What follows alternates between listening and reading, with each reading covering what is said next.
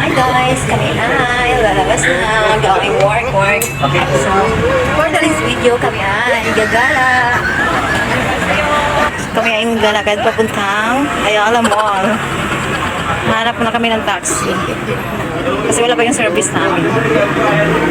Bago nga kami gagala ay ito, nagpa-picture mo na ang aming sobrang gwapong guard. So, ayan yung aming photographer, di ba?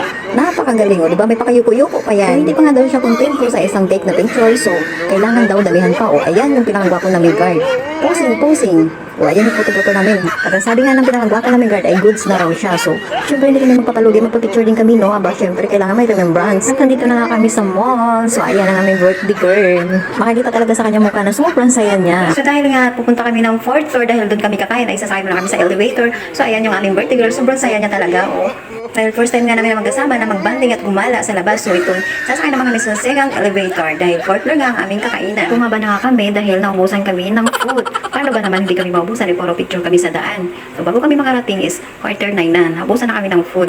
So bumaba kami dito sa 3rd floor. Para maghanap ulit kami na makainan namin. So ito nga may nakita nga kami na naka-costume. So tumatuwa yung kasama namin dahil gusto nga daw niyang magpa-picture. So meron pa daw ng mga nagpa-picture. Sabi ko, sige na magpa-picture na kayo. Wala yung photographer niyo. So after magpa-picture ng mga yan, so sumunod na yung aking kasama, ayan. So diba, gusto niya, magpa-picture din siya doon sa babae. Hindi niya alam, mag-asawa pala yan. Sabi ng gwapo namin girl, pwede ba magpa-picture sa kanya? So sabi niya, sige, pa-picture ka na. So ayan, nakatapat yung kamao sa mukha niya dahil mag-asawa pala yan. So ito naman yung kasama ko na isa, ang birthday girl namin ay magpa-picture din siya. So hindi naman siya magpamatalo. Para may remembrance siya sa kanyang birthday. So nandito na nga kami sa buffet, yung restaurant. So chinek ko muna yung mga food. Ayan na ngayon abutan namin is puro na lang tira-tira. So naghanap ulit kami ng mga kainan namin. Pumunta ulit kami dun sa second restaurant sa 3rd floor. So ito yung naabutan namin. No choice kami. Kaya gutom na. So kumain na lang kami dito. So sa halagang 628 per head. So, hindi kami satisfied dahil yan na lang yung naabutan namin. Sabi ko sa birthday girl, so, pagtsagaan na lang natin yan. Dalawang rice yan, may white rice, and may red rice. So, sa'yo yung red rice. So, mamili ka na lang dyan, kaso lang, merong baboy. So, syempre, Muslim naman yung birthday girl namin. So, hindi siya pwede yan. So, except siya dyan. Proceed na kami sa ibang ulam. Dito na kami sa aming table, kumain na kami dahil gutom na kami kakapicture. So, busog na kami. Di, nagpapahinga muna para naman makakuha ulit, para naman masulit yung aming 628 pesos, di ba? Sabi ko sa kanila, magdahan-dahan lang tayo, pahinga muna para naman mabawi natin yung 628, o di ba? Ang lakas ng lamon to the max, sira yung diet. At dito na nga nangyari yung katangahan ko, di ba? Kaya ignorante.